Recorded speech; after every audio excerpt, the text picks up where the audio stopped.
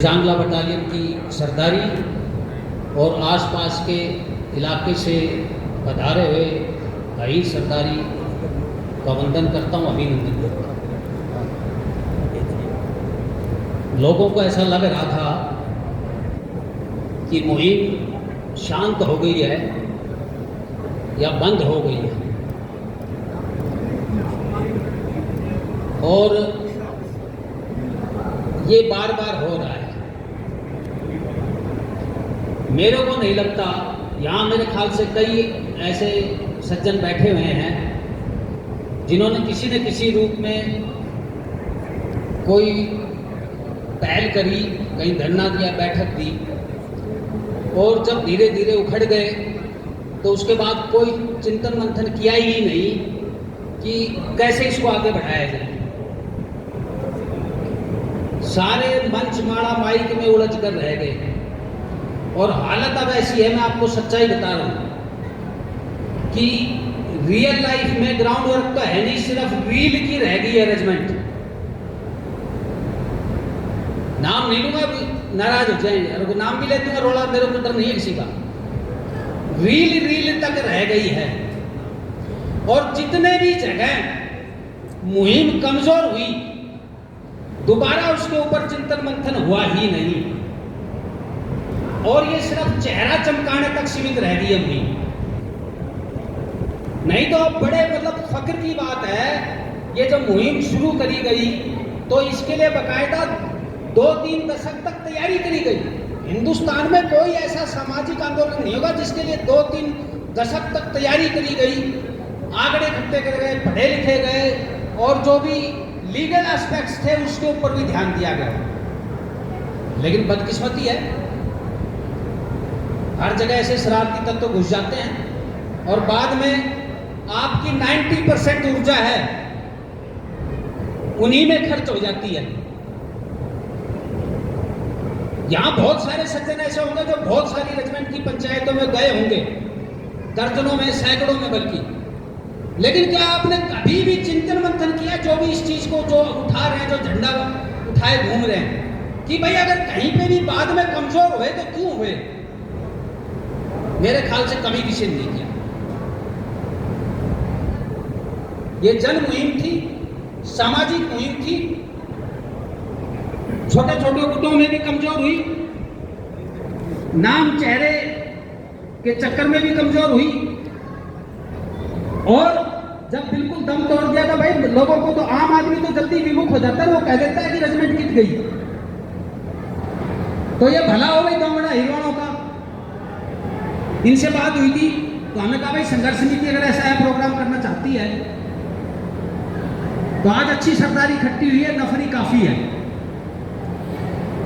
लेकिन मेरी गुजारिश है, और मैं नाम नहीं लेना चाहता, मैं बाद में, इसके बाद में सभागार में इंडिविजुअल उन आदमियों से मिलूंगा जिन्होंने नुकसान करा बाद में,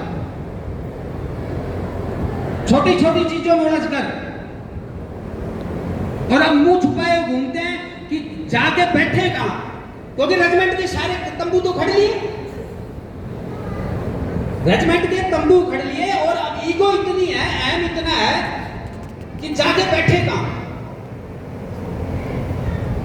कौम में कमी नहीं रही थी, कौम तो पूरे जोश के साथ उठी थी, लेकिन दिक्कत यह है रेजिमेंट एक मौसमी बुखार बन गया, जैसे 5 साल में इलेक्शन होता है, निरंतरता की कमी है, 12 महीना चलना चाहिए। और ऐसा नहीं है कि एक मंच सजा दिया और 4 सारा आदमी भाषण देकर चाल पड़ो, जमीन पर तो जाओ भाई, जहां 1000 की भीड़ आई है, अगर मान लो 10 आदमियों की आई है, वहां पे भी तो काम करना है। बहुत ऐसे लोग लगे जिन्होंने कहा ना गीत गाया तो फर्क ना पड़े। भाई गांव देहात में जब तक नहीं पहुंचोगे आम आदमी के घर पे, उसके द्वार पर, अब आप कह तो देते हो 20 ये ले आए, 5 ये ले आए, क्या इतनी से ही पूरी हो जाएगी रेजिमेंट की मुहिम? जयपुर में उठी बड़े जोर शोर से। मैंने तो राजस्थान के इतिहास में पहली बार देखा था कि अहीर इतनी आबादी इकट्ठी हुई, लेकिन दूसरी बार जब हुआ तब क्या हुआ? क्या बैठक हुई? कोई चर्चा हुई, कोई रास्ते ढूंढे? हम भी कई जगह सफल हुए। तो फिर जो है हमने कहा कि भाई इसकी एक रीढ़ की हड्डी प्रदान करी जाए, जो हमारी खाप व्यवस्था थी बुजुर्गों की, उसको रिवाइव करने के लिए हमने ऐसा करा। रोज मुद्दा आ रहा है लेकिन कोई भी मुद्दे को पकड़ नहीं पा रहा। मैं अभी एक हालिया एक किस्सा बता देता हूं, 2-3 दिन पहले का ही है। 3rd कैवेलरी का एक आया मुद्दा। 3rd कैवेलरी के एक स्क्वाड्रन जो कमांडर था उसके ऊपर कार्रवाई हुई। आप कभी उसके तय तक गए क्या हुआ था? क्योंकि जो 3rd कैवेलरी थी वो जाति परिवर्तन थी, वो मुद्दा वहां। इसका मतलब ये है बीमारी तो है लेकिन बीमारी के ऊपर कोई चर्चा नहीं करना चाहता। और चर्चा भी कब कैसे करोगे? जब मालूम होगा कुछ चर्चा करोगे ना। नू थोड़ी सी चाहे याद हो जाए मत और चालो ले लो कोई छांट छाणी से के। हालत ये हो गई है, तू मेरे को माला पहरा, मैं तेरे को माला पहरा हूं। और जब ऑफ सीजन हो, इसका भी एक ऑफ सीजन चलता है, उस ऑफ सीजन में आप काम नहीं करते हो। अर्जी सारा जान लगा लो, अगर इसको कभी कभी तुम्हारी सिर फूटेगी, जब था होगा तो ये नहीं बनेगी। निरंतरता बनानी ही पड़ेगी। और भाई किसी वजह से मान लो सफल नहीं हो पा रहे तो दूसरा रास्ता पकड़ो, दूसरा रास्ता पकड़ना पड़ेगा ना। अब दूसरा रास्ता या तीसरा रास्ता अगर आप विकल्प नहीं ढूंढते तो ये काम बड़ा टेढ़ा है भाई। इतना आसान नहीं है कि कोई भी गया और रेजिमेंट बनवा ली। अभी एक PIL फाइल हुई, उसकी बहुत लोगों ने यूं धड़ाधड़ जो है सर्कुलेशन करा।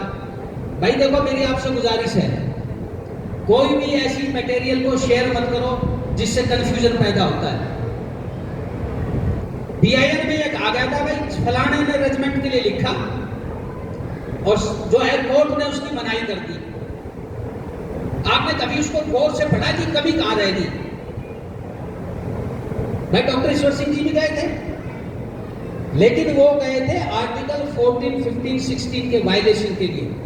मेरे को नहीं लगता यहां कोई भी नीचे बैठा हो उसने कभी उसको पूरे दस्तावेज को पढ़ा होगा। रटी रटाई चीजें तुम कर देते हो कि अगर धारी को शराब से एक को बढ़ाओ। अरे मैं कह रहा हूं 25% भी इकट्ठे हो जाओगे तो भी फतह हो जाएगी। और ये गंधारी का श्राप कुछ नहीं है।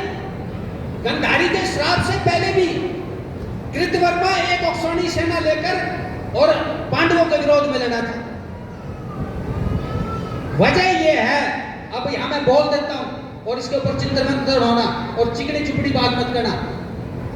कभी भी एक आदमी लीड नहीं कर सकता सामाजिक मुहिम को। यह कोई पॉलिटिकल मुद्दा नहीं है।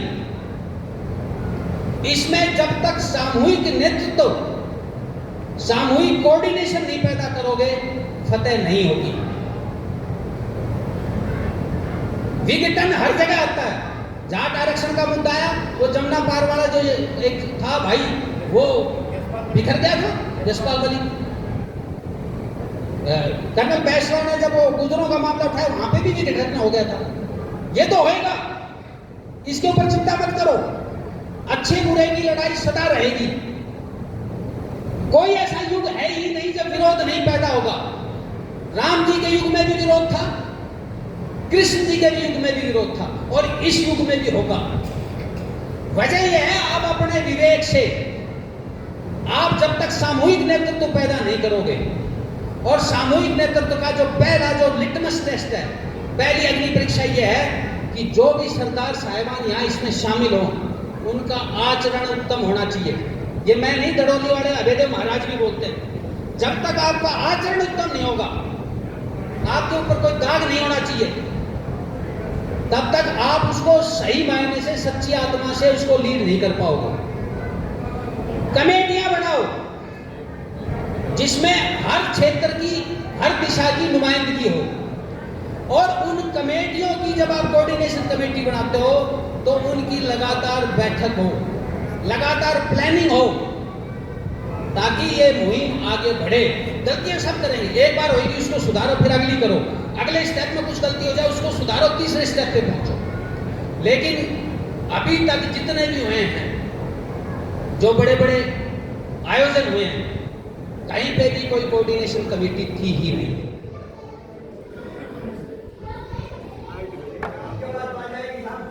कोई बात नहीं।